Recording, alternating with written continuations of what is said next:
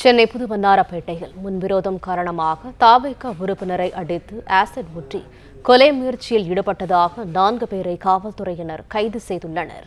கூடுதல் தகவல்களை தருகிறார் எமது செய்தியாளர் சரவணன். சரவணன், வணக்கம். விவரங்கள் என்ன?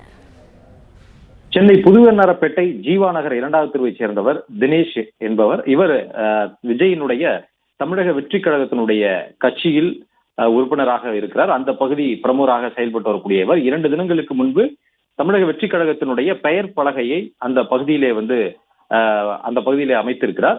அப்பொழுது அந்த பகுதியைச் சேர்ந்த சரத் என்பவருக்கும் அவருடைய உறவினர் இவங்க இருவரும் சேர்ந்து இவருடன் தினேஷ் என்ற இந்த தாவேகாவை சேர்ந்தவருடன் பிரச்சனை ஏற்பட்டதாக கூறப்படுகிறது. அந்த தகராறுல இருதரப்பினருமே தாக்கிக் கொண்டிருக்கிறார்கள்.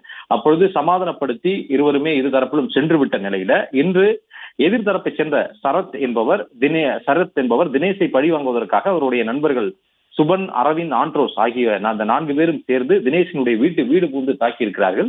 அப்பொழுது வீட்டில் வைத்திருந்த ஆசிட், கழிவறைக்கு பயன்படுத்தக்கூடிய அந்த ஆசிட்டை தலையில் ஊற்றி அவரை தாக்கி கொலை முயற்சியில் ஈடுபட்டதாக கூறுகிறது. இது தொடர்பான புகாரில் 4 பேரையுமே கைது செய்து புதுவண்ணாரப்பேட்டை போலீசார் நீதிமன்றத்தில் ஆஜர்படுத்தி சிறையில் அடைத்துள்ளனர்.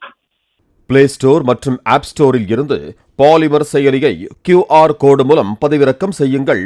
செய்திகளை உடனுக்குடன் பெறுங்கள்.